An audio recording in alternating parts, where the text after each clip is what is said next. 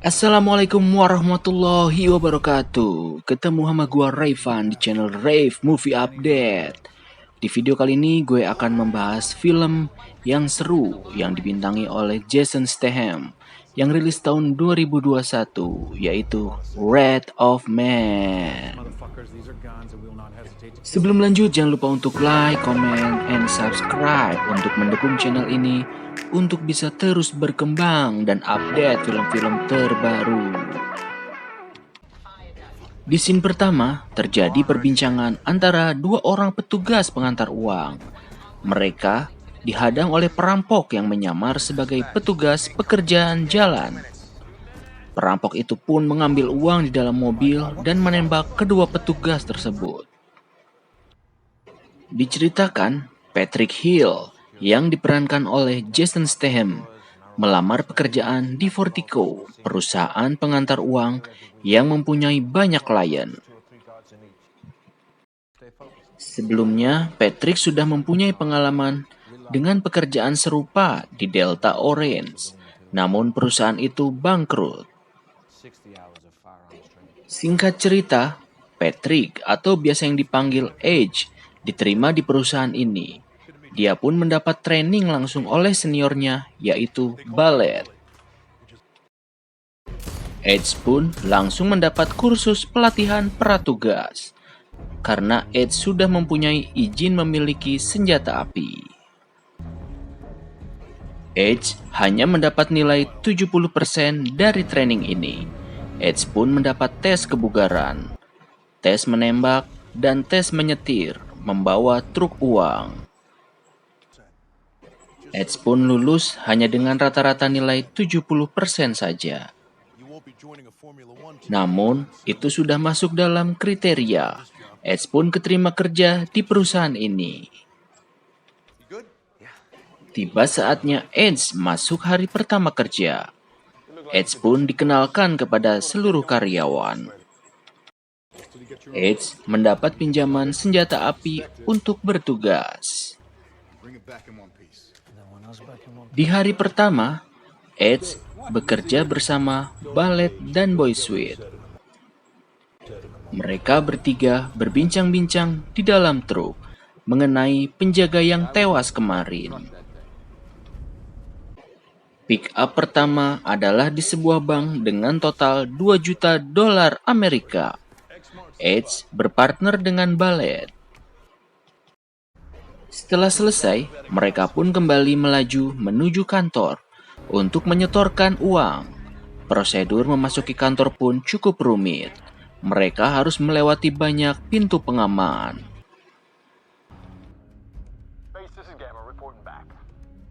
Waktunya pulang. Ballet dan Hana terlibat perbincangan santai. Begitu pula dengan Edge. Edge mulai mengawasi tanda pengenal semua karyawan. Di scene lain, Hana sedang bermain biliar bersama Boy Sweet. Begitu pula dengan karyawan lain. Hadir pula Edge dan Ballet di tempat biliar. Edge sempat diganggu oleh mantan karyawan yang posisinya digantikan Edge. Keesokan harinya, Edge kembali bertugas dengan Boy Sweet dan Ballet. Edge telat masuk mobil. Ketika dihubungi, Ballet terlihat sedang dalam bahaya. Mengetahui hal ini, Boy Sweet merasa ketakutan dan salah tingkah. Namun Edge tetap tenang. Mereka berdua berdebat sengit. Edge menyuruh Boy Sweet keluar truk jika Boy Sweet tidak berani menghadapi perampok tersebut. Edge kembali meyakinkan Boy Sweet bahwa Ballet adalah salah satu tim mereka yang harus diselamatkan. Akhirnya Boy Sweet mengikuti perintah si perampok untuk melajukan truk. Truk diarahkan perampok ke suatu tempat di mana si perampok sudah bersiap. Ballet pun keluar mobil. Dia dipukul oleh si perampok. Edge tetap tenang dan mengatur strategi bagaimana melumpuhkan si perampok. Edge mulai mengikuti perintah si perampok untuk melemparkan uangnya. Namun itu hanyalah trik untuk mulai menembak si perampok. Edge pun dengan tenang menembaki si perampok satu persatu.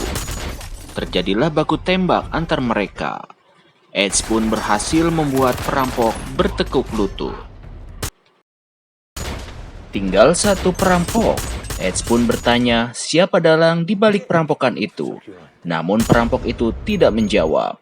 Edge pun menembak mati perampok itu. Di kantor mereka bertiga dimintai keterangan oleh polisi. Polisi tidak mempercayai Edge telah melumpuhkan semua penjahat itu. Padahal nilai tes menembak Edge biasa saja. Edge pun bertemu si bos. Edge pun diapresiasi dan diberi sanjungan atas kejadian tadi. 3 bulan kemudian, Edge bertugas dengan Ballet. Di tengah perjalanan, truk mereka kembali dirampok kawanan bersenjata api. Edge seperti biasa sangat tenang. Truk dilempar gas air mata. Edge dan Ballet dipaksa keluar. Edge pun keluar dengan tenang dan memperlihatkan wajahnya.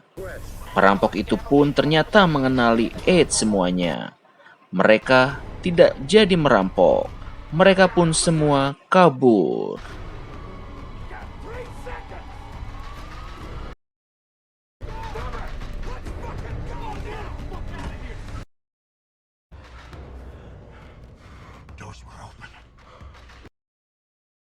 Sebelum lanjut, jangan lupa untuk like, comment, and subscribe. Edge kembali dipanggil atasannya. Kali ini atasannya merasa aneh karena si perampok malah kabur ketika melihat wajah Edge. Edge menginterogasi Dana karena ada setumpuk uang di rumahnya. Dana pun akhirnya mengaku bahwa uang tersebut uang curian. Edge menginterogasi Dana karena Edge merasa Dana ada kerjasama dengan si perampok. Edge pun mengancam akan melukai orang tua Dana jika Dana berbohong.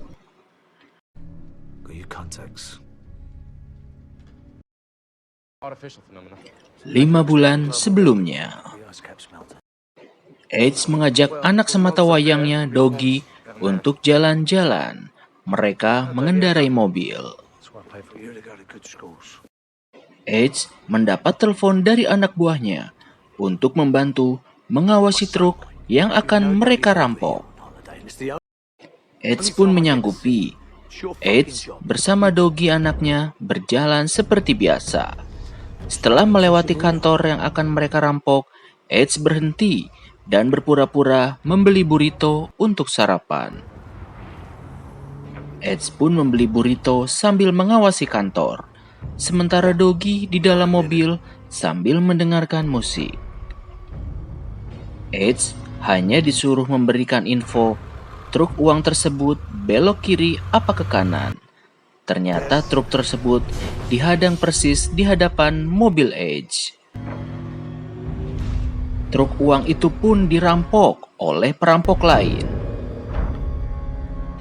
Doggy melihat perampokan tersebut. Doggy dipaksa turun oleh perampok. Petugas truk keuangan itu dibunuh. Tidak terkecuali Doggy yang melihat perampokan itu.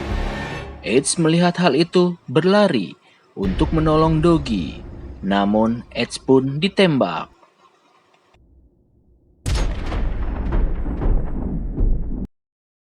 3 minggu kemudian, Edge baru sadar. Setelah penembakan itu, dia menanyakan kabar anaknya.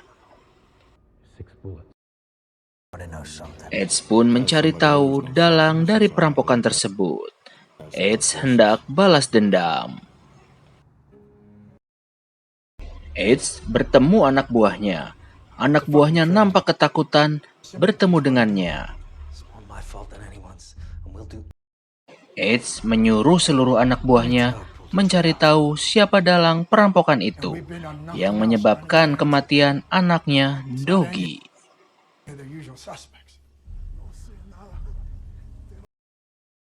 Anak buahnya sudah mencari tahu semua penjahat yang dicurigainya, namun belum menampakkan titik terang. Satu persatu penjahat yang menjadi target diculik, disiksa, dan diinterogasi. Salah satu penjahat itu pun akhirnya membocorkan info perampokan tersebut.